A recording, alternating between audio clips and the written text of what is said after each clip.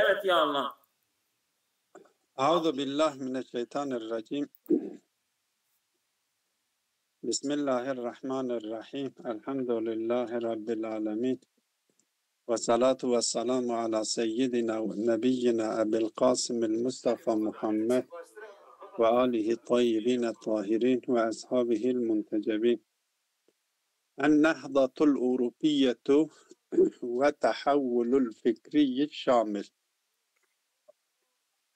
Bugünkü dersimiz okuduğumuz kitaptan, yani Yeni Metot ve İslam Felsefesi dersleri adındaki kitap ki El Menhecül Cedid fi Talimi Felsefetil İslamiyeti.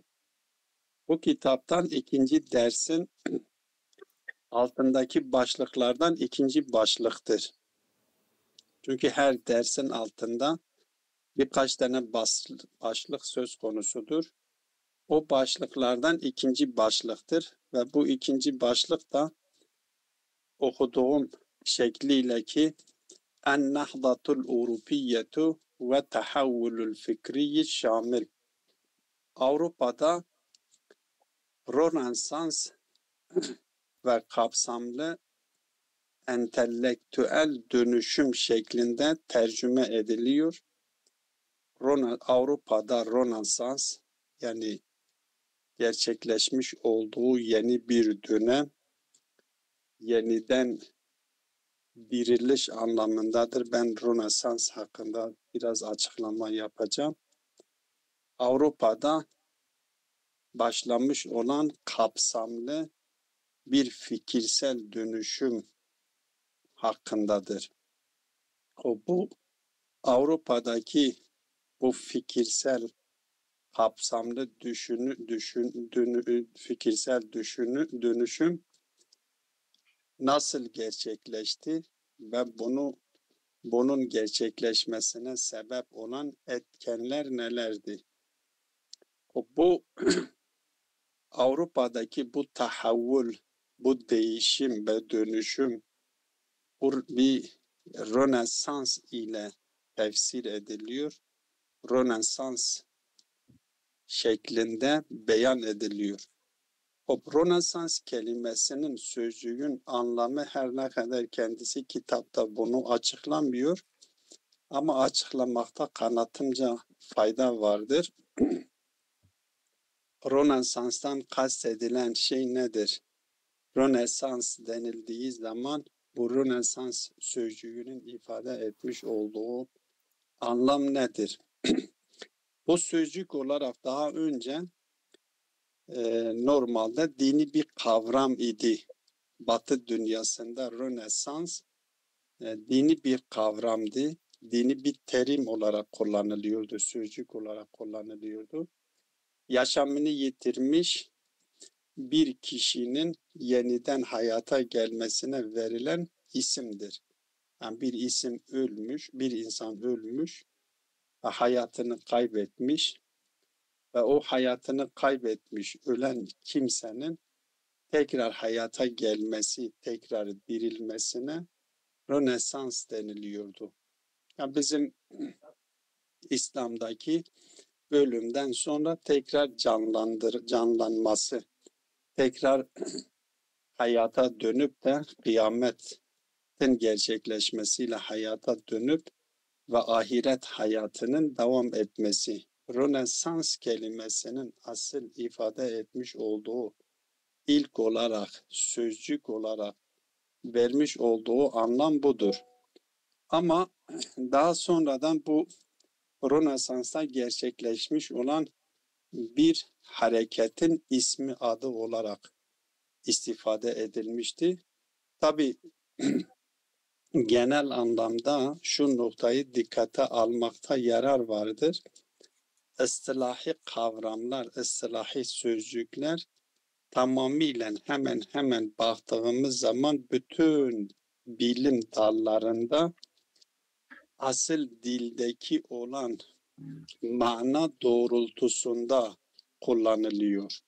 Bir kelime bir dilde kullanılmıştır ve o dilde kullanılmış olan kelime bir bilim dalında bu bilimdeki uzmanlar tarafından kendilerinin zihninde gelişmiş olan bir algıyı ifade etmek, o dilde kullanılan kelimeleri intikal ediyorlar ve zihinlerde şekillenmiş olan o algıyı ifade etmek için o kelimeyi kullanıyorlar, o sözcüğü kullanıyorlar ve istilahi deniliyor. Kelimenin istilahi anlamı deniliyor.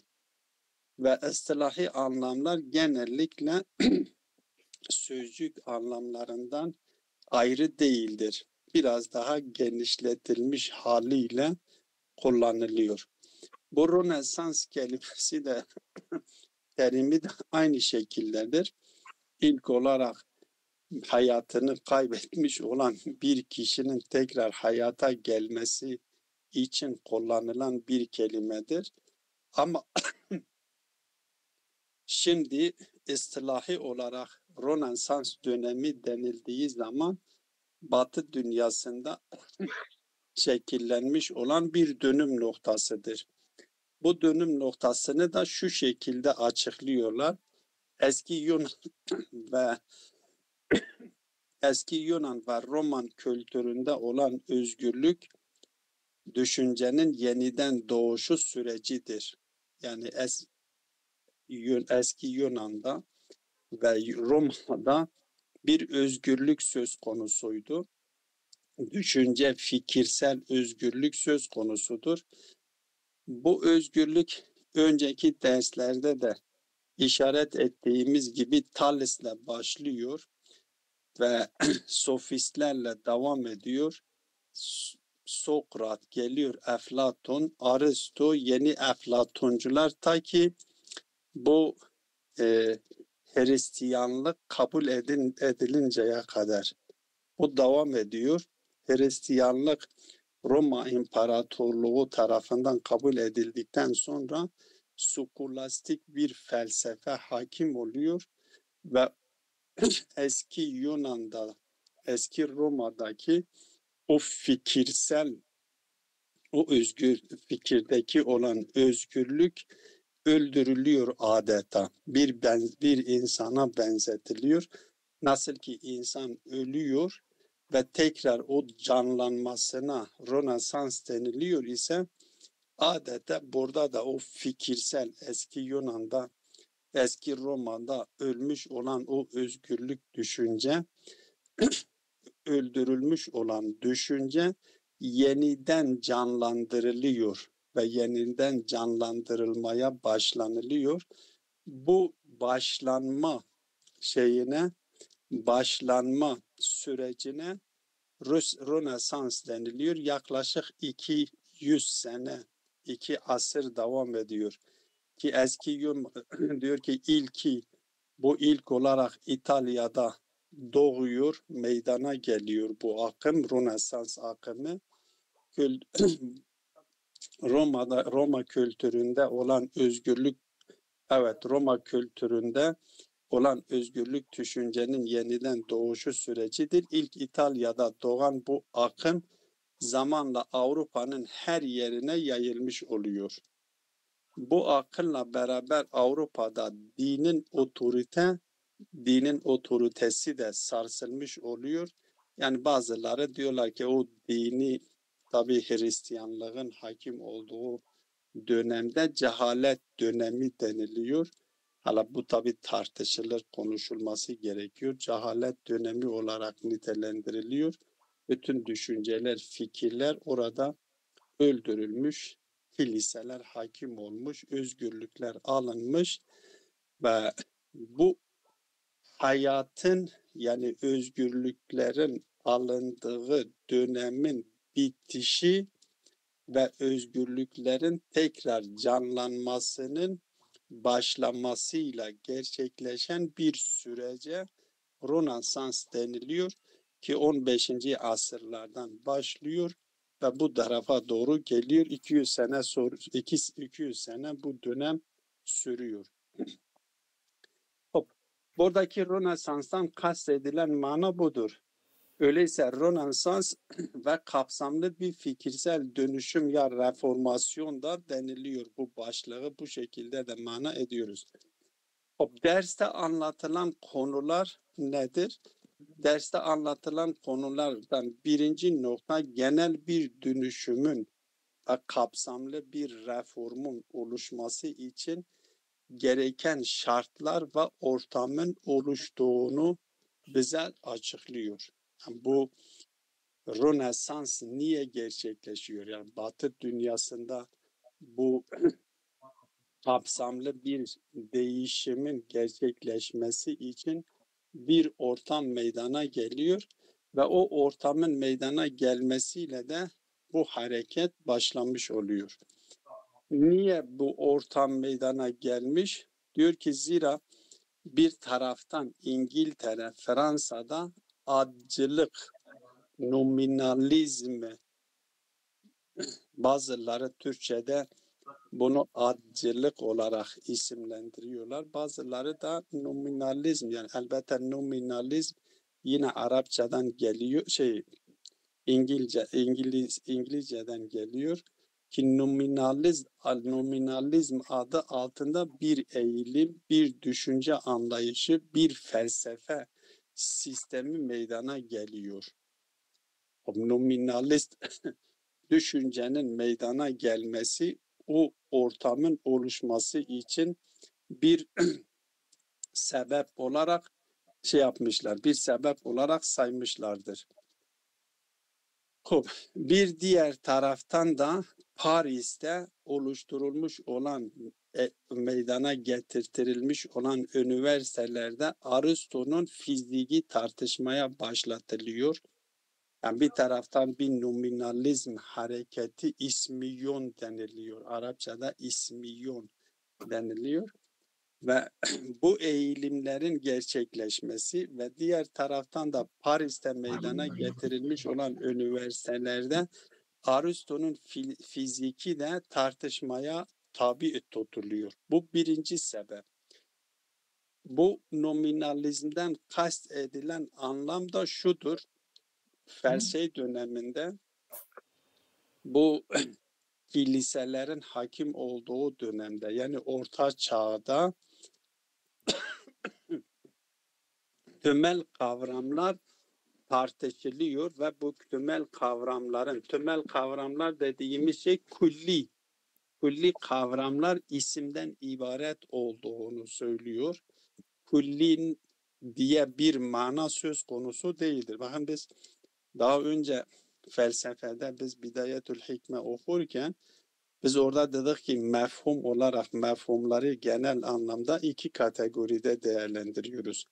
Bir, külli mefhumlar, iki, cüz'i mefhumlar. Külli mefhum nedir? Yani bir zihnimizde bir mana vardır. Mana zihnimizde şekillenmiş olan mana eğer birden fazla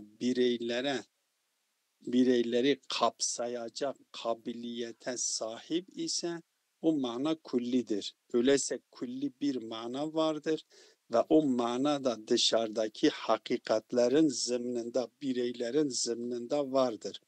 Elbette Aristo bu külli mananın altında yer alan bireylerin zımnında var olduğunu savunuyor. Mesela düşününüz, bir insan mefhumunu düşününüz. İnsan sözcüğü zihnimizdeki manaya dalalet ediyor ve zihnimizdeki mana da dışarıda Zeyd, Bekir, Amir, Halid, yani insan bireylerinin zımnında müstakil olarak bu mana dışarıda söz konusu değildir. Yani dışarıda külli bir mana müstakil olarak dışarıda söz konusu değildir. Hariçte söz konusu değildir.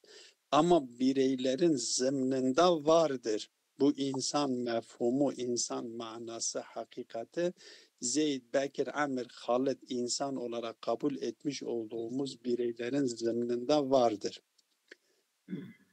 Aristo bunu kabul ediyor. Eflatun ise bu mananın dışarıdan müstakil olarak var olduğunu söylüyor. Ancak bu mana, külli mana, bu madde aleminde değil, içinde yaşadığımız madde aleminde değil de musul aleminde var olduğunu savunuyor. Öyleyse Eflatun'la Aristo arasındaki külli bağlamındaki fark şudur. Her ikisi külli mefhumunun var olduğunu kabul ediyor. Ancak Aristo diyor ki zihnimizdeki külli mana dışarıdaki bireylerin zımnında vardır. Aflatun ise diyor ki yok, bu mana musul aleminde müstakil olarak dışarıda vardır. Felsefe Müslüman düşünürlerin geneli de Aristo'nun görüşünü kabul ediyor. Ama Allame Eflatun'un görüşünü kabul ediyor. Ama her halükarda küllinin var olduğunu kabul ediyor. Orta Çağ'da kiliselerin hakim olduğu dönemlerde bu inkar ediliyor. Yani mefhum-i külli var mıdır yok mudur tartışmaya tabi tutuluyor ve külli bir mefhumun olmadığını savunuyor. Külli mefhumlardan kast edilen sadece bir ad, bir ism, bir hakikati vardır değil. Belki bir isim olarak kullanılan bir şeydir, kullanılan bir sözcüktür, bir kelimedir. Dolayısıyla külli denilen bir hakikat söz konusu değildir. Bunun varlığını inkar edip ve bu külli manasını, mefhumunu anlatan sözcüklere sadece isimden ibaret olduğunu söyledikleri için kendilerine nominalist deniliyor. Nominalizm eğilimdir ve bu eğilimi, bu düşünce sistemini savunanlara da nominalist deniliyor. Bunun tabii bu düşünce, bu meselenin o dönemlerde yapılması, ortaya atılması felsefi düşünceye büyük bir darbe vuruyor. Çünkü felsefi düşünce tamamıyla külliyat üzerinden şekillenmiştir. Külliyatı inkar ettiğimiz zaman felsefe diye bir şey söz konusu değildir. İşte bu düşüncenin ortaya atılması felsefeye ciddi bir şekilde bir darbe vurdu. Bir diğer mesele de diyor ki öte yandan felsefenin Hristiyan öğretileriyle bağdaşmadığı konusu, yani var olan felsefe de diyor Hristiyan öğretileriyle, Hristiyanın kabul etmiş olduğu dini anlayışlarıyla bağdaşmadığı konusu da diller arasına, dillere dökülmüştü, başlamıştı. Başka bir ifadeyle akıl ile dinin ozlaşıp ozlaşmama meselesi. Bu da ciddi bir meseledir. İslam dünyasında da bu ciddi bir şekilde tartışılmış, halen de tartışılmaktadır. Din ile felsefe ilişkisi, din ile felsefe birbiriyle uyumlu mudur, uzlaşabiliyor mu? Yoksa dinin alanı ile felsefenin alanı birbirinden ayrıdır. Bu ciddi bir meseledir ki o dönemlerde de bu konu başlamıştı. Kilise babaları arasında görüş ayrılıkları da ortaya çıktı o dönemde. Hristiyan din adamları arasında çatışmalar yaşanıyor. Bu doğal olarak bu Hristiyan din adamları arasındaki çatışmalar, bu cedelleşmeler, tartışmalar da başlamış. Bu tartışmalar neticesinde Protestan mezhebi de ortaya çıkmış oluyor. Yani Hristiyanlarda Katolik diye bir eğilim var idi. Ama o dönemde bu dinle felsefe arasındaki tartışmalar, bu cedelleşmeler, Hristiyan alimleri arasındaki tartışmalarına neden oluyor ve Hristiyan alimleri arasındaki tartışmalar da yeni bir mezhebin ortaya çıkmasına neden oldu ve bu yeni çıkmış olan mezhebe de Protestan deniliyor. Diğer yandan da humanist denilen bir şey, humanizm Allah'ı devre dışı bırakıp, yaratıcıyı devre dışı bırakıp, hatta Nietzsche çıkıyor, Nietzsche diyor ki Allah ölmüş. Yani Allah ölmüşten maksat elbette ne olduğu üzerinde tartışılıyor. Allah ölmüştür demesi, yani Allah'ı insanların sosyal hayatlarından, içtimai hayatlarından uzaklaştırıp artık insanı yerleştirmek, Allah'ın yerine insanı yerleştirmek. Bu humanistliktir. Yani insanı merkeze getiriyor, yaratıcıyı kenara itiyor. Bu düşünceler artık zirve yapmıştı. Sonuç itibarıyla bu tartışmalar neticesinde, bu işaret ettiğimiz noktalar sonucunda Bizans İmparatorluğu, o Roma İmparatorluğu 15. yüzyılın ortalarında çökmüş oluyor. Kapsamlı bir değişim burada meydana geliyor. O kapsamlı değişimden kastedilen şey nedir? Hem siyasi alanda, hem felsefi alanda, hem edebi alanda, hem dini alanda tamamıyla bütün bu alanları kapsayacak nitelikte Batı'da bir değişim söz konusu oluyor. Tabii bu değişimin gerçekleşmesiyle papalık varlığına ve kiliselerin kurumlarına her yerden saldırı başlıyor ve sonuç itibariyle bu arada o hakim olan skolastik felsefe de, çünkü biz bir önceki derste de bahsetmiştik, o skolastik felsefe de kaçınılmaz olarak kendisi son bulmuş oluyor. Kendisi artık daha devreden çıkmış oluyor. Avrupa'da yeni bir dönem başlıyor ki o başlamış olduğu yeni dönem Avrupa'yı bugünkü içinde bulunduğumuz bu duruma getirmiştir. Yani asıl mesele nedir? Asıl mesele dini devre dışı etmek, dini sosyal hayattan uzaklaştırmak idi ve bunu da gerçekten gerçekleştirdiler. Hristiyanlık üzerinde bunu denediler ve Hristiyanlığı devre dışı ederek ve İslam dünyasında da bir şekilde bunu başarabildiler.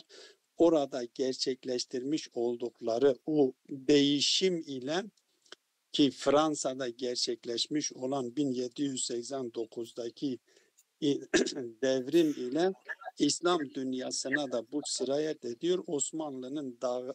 Osmanlı'nın dağılımıyla sonuçlanıyor ve İslam dünyasını da şimdi içinde bulunduğumuz bu hale getiriyor.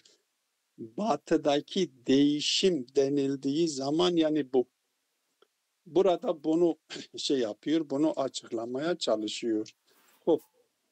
Diyor ki en nahdatul Avrupiyetu ve tahavvulul fikriyi şamil.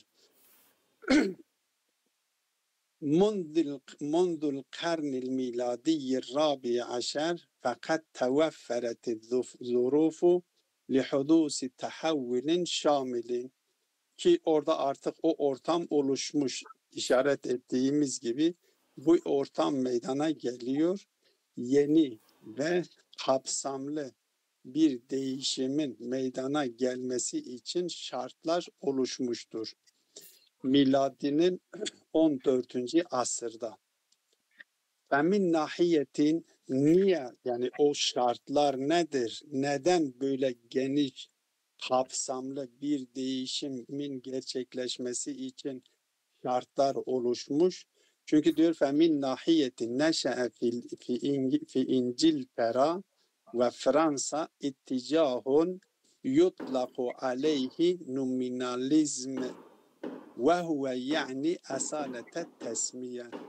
İngiltere ve Fransa'da bir taraftan nominalizm ile isimlendirilmiş olan bir eğilim, bir algı, bir anlayış şekillenmiş ve bu algı ve anlayış neyi önemsiyor? Esaletül ismiye. Esaletül ismiye de dediğim şekilde kendisi ne yapıyor? Kulliyatı inkar ediyor. Ve yunkiru el kulliyat.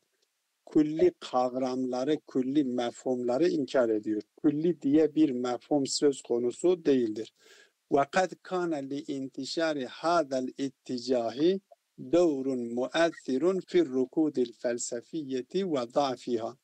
Elbette bu kulliyatı inkar etmek, bu düşüncenin yayılması ve felsefenin duraklaması ve zayıflamasında büyük bir rol aldığını bildiriyor. Bu bir taraftan. Ve min nahiyetin ukhra fakat şunnel hucumu ala tabiiyyati Arasto fi camiati Paris. Paris'te oluşturulmuş olan üniversitelerde Aristo'nun fizikine saldırmalar da başlamıştır. Ve min cihetin ukhra fakat ahadetil elsunu telukum mes'elete ademin sicabil felsefeti ma'al akaidil mesihiyeti. Diğer taraftan bu da başlamıştır. Artık dillere düşmüştü. Diller mırıldıyorlardı. Neyi kendi konuşuyorlar diller? Felsefeyle Hristiyan dini anlayışın, Hristiyanların kabul etmiş olduğu dini anlayış arasında bir uyumluluğun olmadığını ve bir ibaretin ukhra fakat şa'an mevdu'u tanakudil akli ve din, hatta daha geniş itibariyle sadece Hristiyanların dini anlayışı değil, belki aslında din akıl, din ile felsefe, aslında bunlar arasında bir uzlaşma söz konusu olabilir mi, olamaz mı? Bunlar birbiriyle uyuşabiliyor mu, uyuşamıyor mu? Bu ciddi bir meseledir. Daha önceki derslerde de kase yapmıştım, işaret etmiştim. Gerçekten vahiy aklı devre dışı etmek için mi gelmiş? Genel anlamda ister önceki dinlerde olsun, ister İslam dininde olsun, vahiy aklı devre dışı etmek için mi gelmiş? Vahiy akla alternatif olsun diye mi gelmiş? Yoksa yok. Yani eğer biz kabul edersek vahiy aklı devre dışı etmek için, vahiy akla alternatif olsun diye gelmiş dersek, o zaman vahyin konu ettiği konularla aklın konu ettiği konular birbirleriyle uzlaşmıyor. Alanları birbirinden farklıdır. Vahiy gelmiş, aklı devre dışı etmiş. Eğer biz alternatif olarak kabul edersek, yok. Eğer vahiy Kur'an-ı Kerim, vahiy aklı için alternatif değil, aklı devre dışı için değil, belki akla yol göstermek için geldiğini söylesek, ki kanaatim şudur, aslında bu ciddi bir meseledir, üzerinde durulması gereken bir meseledir. Akıl vahyi devre dışı etmek için gelmemiş.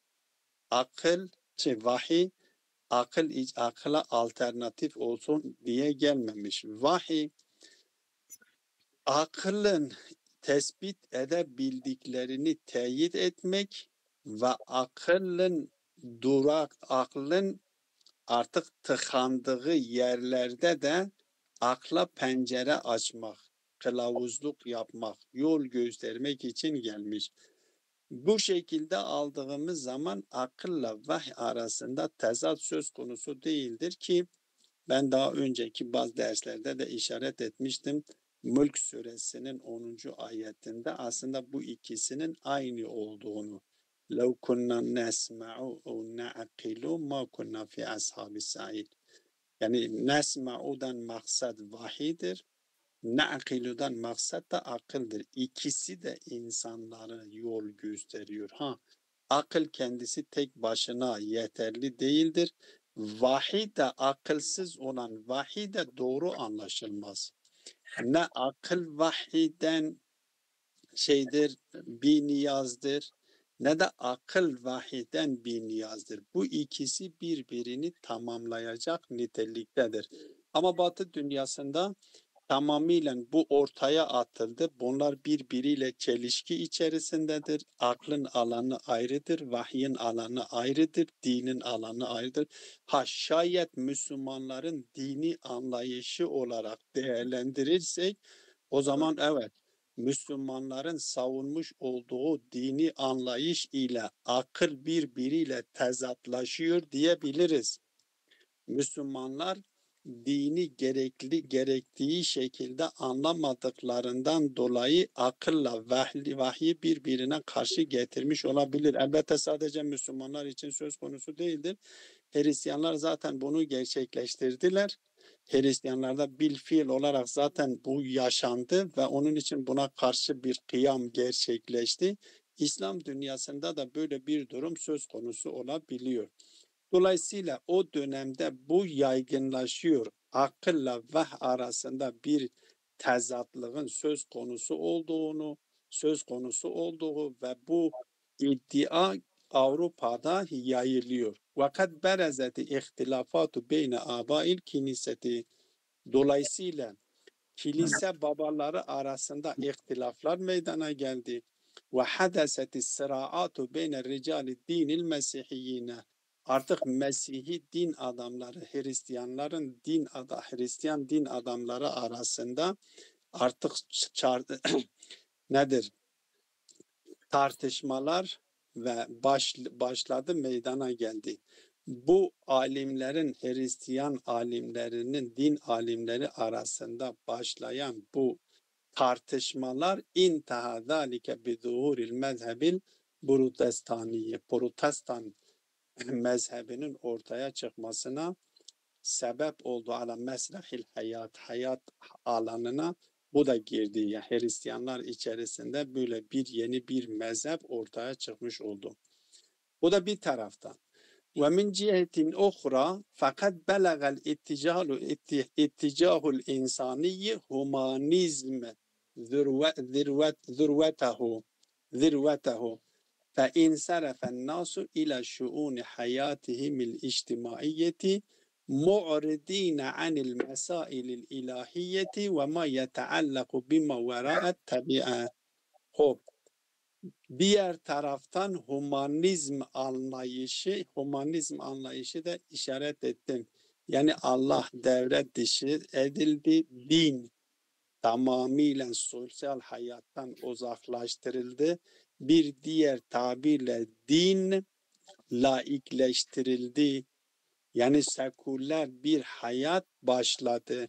Bu humanistlik zirve yaptı ve insan merkeze oturtuldu. Allah'ın hükümleri tamamıyla sosyal hayattan uzaklaştırılıp bireylerin hayatına, bireysel bir hayata sürükletildi. Ve bittali artık insanlar kendi hayatlarında, sosyal hayatlarından, dini meselelerden, ilahi meselelerden yüz çevirdiler.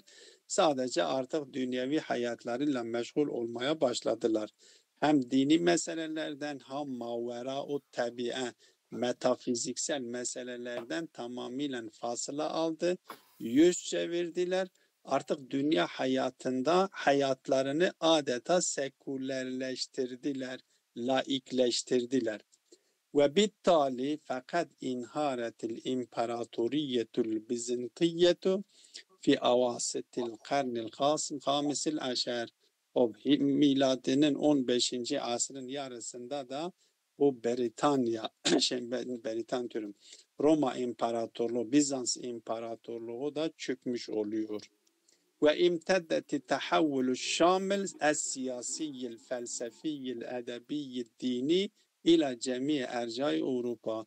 Bu şekilde artık onun dağılmasıyla bu genel değişim ki hem siyasi alanını kapsıyor, hem felsefi, hem edebi, hem dini, bu bütün alanları kapsayacak şekilde Avrupa'nın bir dört yanına yayılıyor.